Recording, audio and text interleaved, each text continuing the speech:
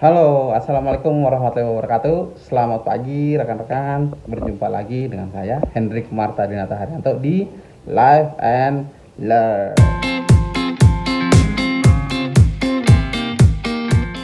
Nah, sekarang saya sudah siap-siap mau ke kantor ini. Sebelumnya saya mau sarapan dulu. Oh, anak saya nangis tuh. Ini saya sudah dibuatkan roti. Saya sudah dibuatkan roti bakar sama istri saya, sama dibuatin alpukat madu. Wah, mantap nih rekan-rekan. Jadi kita mau sarapan dulu gitu ya. Habis itu nanti kita lihat kondisi seperti apa kantor saya gitu ya. Yang pernah saya ceritakan kalau saya punya kantor di dekat rumah saya. Oke rekan-rekan, kita sarapan dulu yuk. Nah, ini roti bakar teman-teman. Roti bakar isi apa nih? Kita cobain.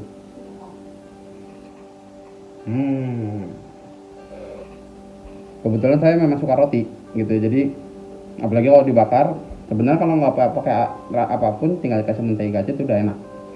Apalagi kalau pakai isinya coklat.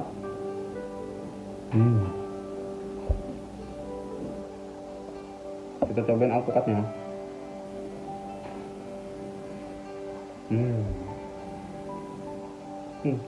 Alpukatnya dingin.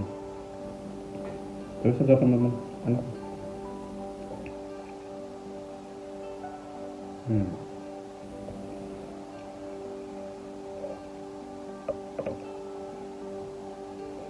Bersama orang tua saya disuruh diet, jadi pengen sih ngulangin nasi ya, tapi susah ya. Apalagi karena anak saya masih pada kecil-kecil kan. Teman-teman tadi suka denger ya, mungkin di beberapa video yang sebelum teman-teman suka dengar ada suara anak kecil gitu ya, entah nangis, entah teriak, atau sedang bermain. Ya, anak saya yang paling kecil itu masih umur 1 tahun, yang kedua itu 4 tahun, yang ketiga baru umur 7 tahun. Di tanggal 14 ini yang umur 7 tahun itu yang paling tua itu akan ulang tahun nih teman-teman, yang ke-8 gitu ya. Saya doain ya semoga dia selalu sehat, jadi anak soleh.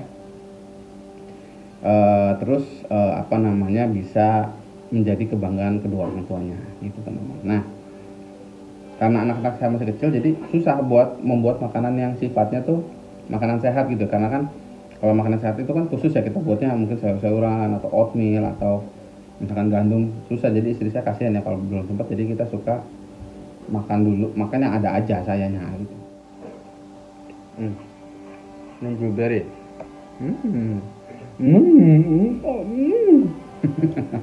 Alpukatnya kita taruh di dalam ya teman-teman.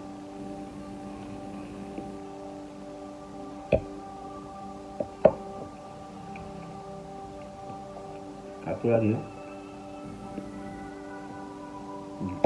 Kayak gini. Warnanya bagus ya. Kita tutup.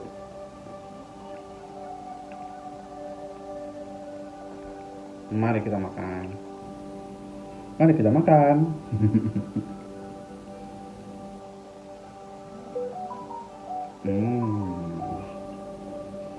Oke, teman-teman, alhamdulillahirobbilalamin. Sudah cukup ya sarapannya. Ini kita taruh sini dulu. Habisnya mungkin saya mau sedikit lagi sebentar. Habis itu kita ciao ke kantor. Oke teman-teman, sampai jumpa di kantor. Teman-teman, kita sudah sampai nih di depan kantor. Ini lingkungannya seperti ini kurang lebih. Nah, itu kantor saya. Nah, yang ada bulatan itu, yang ada tamannya itu, ini itu kantor saya. Ayo teman-teman, kita let's go ke kantor.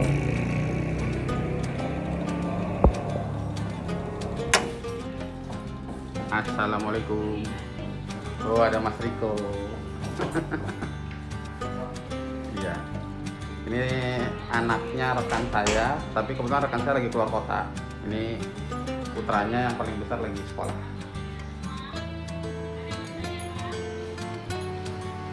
Ngapain Mas? Belajar. Mas Didik belum datang. Tumben belum datang. Ya teman-teman, ini kantor saya, kantor sederhana ya. Ya, ini perjuangan sama teman saya, ini berdirinya kurang lebih bulan Maret 2020. Ya, banyak tentunya belum sempurna ya. Tapi ya kalau buat kami ini sudah sangat nyaman gitu ya. Tapi tentunya masih harus dikembangkan. Di sana ada gudang. Nah, di sana ada gudang, ya kurang lebih gudang pantry yang tapi memang belum tertata rapi. Ya, belum tertata rapi karena ya butuh proses ya teman-teman ya. Tapi ini kurang lebih ruangan utamanya seperti ini.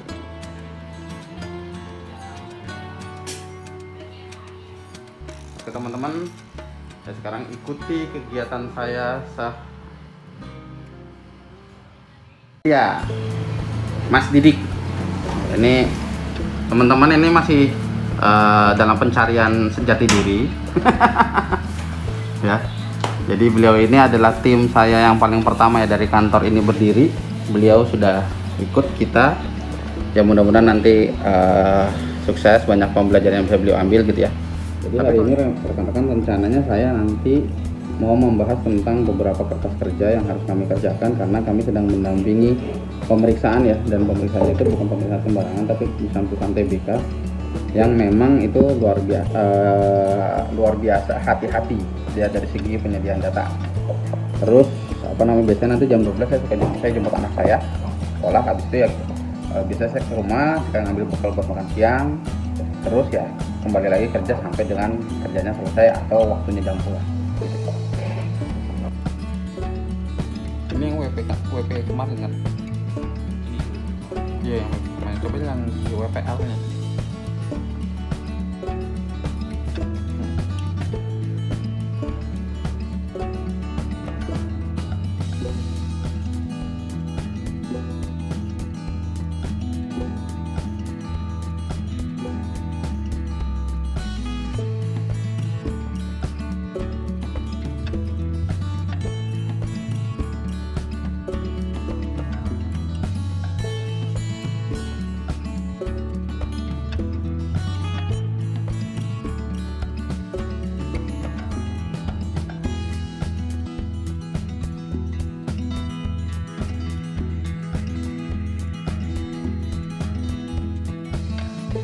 Manusia nggak ngehang tapi komputernya nggak bisa sampai muter, sampai kamu ngikutin sampai muter.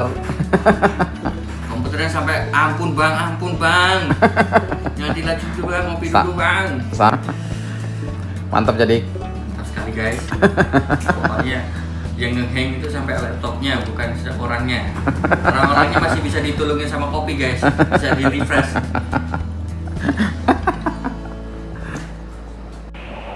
Tapi seru kok, seru. Saya selama ngerjainnya bareng-bareng itu seru. Kalau ngerjainnya sendirian ya tidur aja lah. Nah seperti ini rekan-rekan yang tadi saya sampaikan ya. Jadi memang ini mohon maaf rekan-rekan ya, saya nggak bisa terlalu dekat karena memang saya menjaga kode etik rahasianya. Itu rekan-rekan.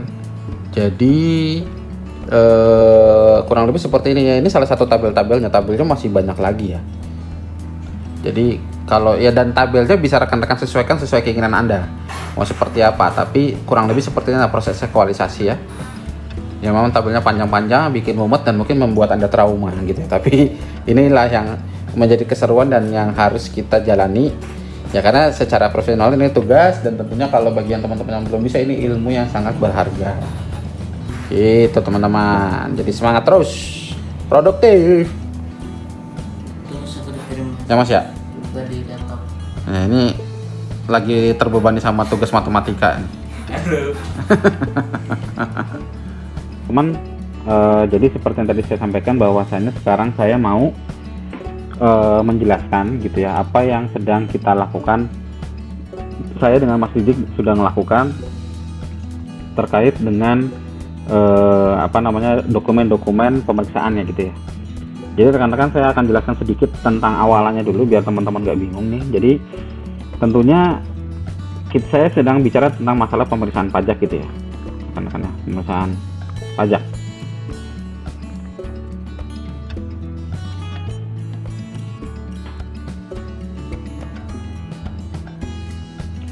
Nah rekan-rekan, tentunya kenapa kita bisa masuk pemeriksaan pajak? Tentunya ada berbagai hal kita bisa masuk dalam pemeriksaan pajak. Misalkan satu ya, kita didapati ada data yang perlu dikonfirmasi, atau misalkan WP menyampaikan SPT lebih bayar dan sebagainya. Saya nggak bahas dulu alasannya rekan-rekan, karena kita sedang tidak masuk dalam konten atau dalam sub pemeriksaan pajak. Tapi kurang lebih salah satunya ini, gitu ya, sebab kita diperiksa. Nah, pada saat rekan-rekan kita diperiksa, itu ada prosesnya. Prosesnya itu apa? Kenapa kita bisa diperiksa? Ya, atau atas dasar apa? Atau atas data apa kita bisa diperiksa? Ya, tentunya atas data satu, data yang memang WP masukkan sendiri ke kantor pajak. Apa data apa yang sering WP masukkan sendiri ke kantor pajak? Sudah jelas pasti SPT, bisa masa atau tahunan. Tapi bisa jadi juga mungkin ada data lain yang masuk ke KPP dari pihak lain. Contohnya apa rekan? Ya contohnya adalah misalkan bukti potong, ya bukti potong dari rekanan dan seterusnya.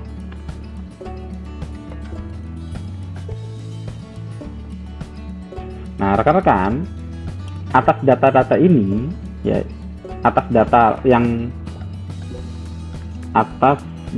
yang dimiliki pemeriksa pajak, itu rekan-rekan, atas data yang dimiliki oleh pemeriksa pajak itu kan pasti akan dikonfirmasi ke wajib pajak, ya, dalam bagian apapun, entah di awal ataupun pada saat sudah muncul SPHP, itu akan dikonfirmasi ke wajib pajak. Lalu tugas wajib pajak adalah, ya, salah satunya mempertahankan data atau hak atau pendapat rekan-rekan. Gitu. Jadi misalkan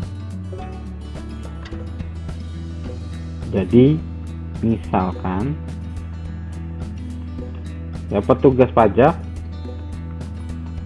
bertanya tentang data-data keuangan. Contoh misalkan yang ditanya satu, data HPP misalkan. Lalu yang kedua, data biaya. Nah, apa yang harus dilakukan? Harus dilakukan wajib pajak. Yang harus dilakukan wajib pajak adalah satu, ya tentunya memberikan jawaban yang kuat dan didasari peraturan dan serta pembuktian yang kuat pula, gitu rekan-rekan. Nah, bagaimana caranya biar kita bisa mendapati atau memberikan jawaban yang kuat dan didasari peraturan secara pembuktian yang kuat? Salah satunya dengan cara mengekualisasi. Ya, mengekualisasi rekan-rekan. Ya, jadi mengekualisasi ini caranya maksudnya adalah mencocokkan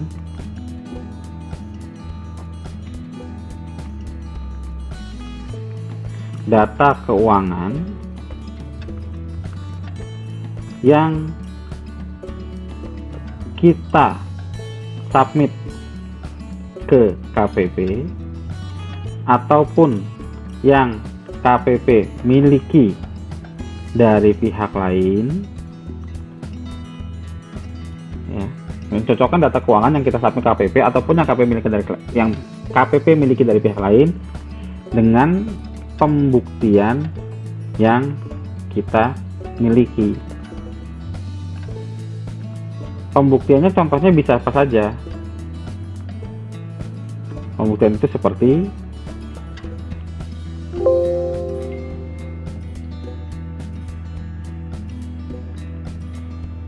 jadi rekan-rekan satu misalkan data laporan keuangan yang valid.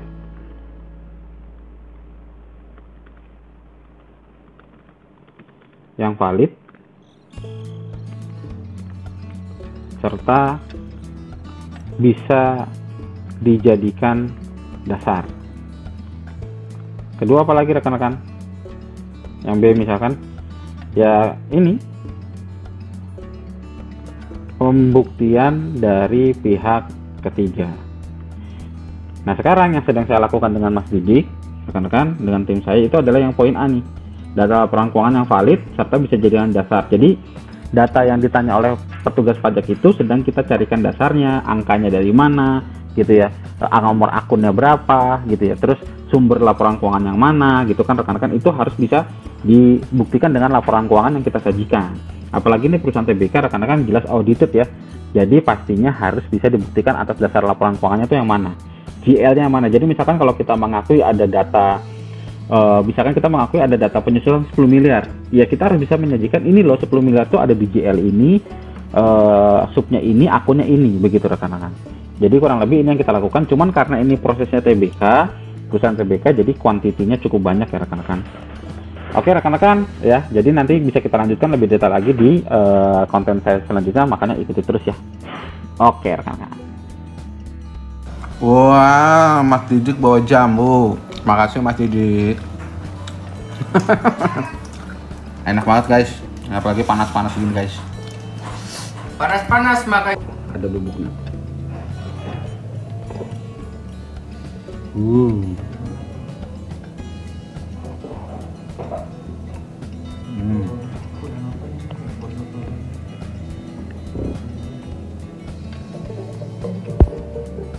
Alhamdulillah teman-teman, sudah sampai rumah gitu ya.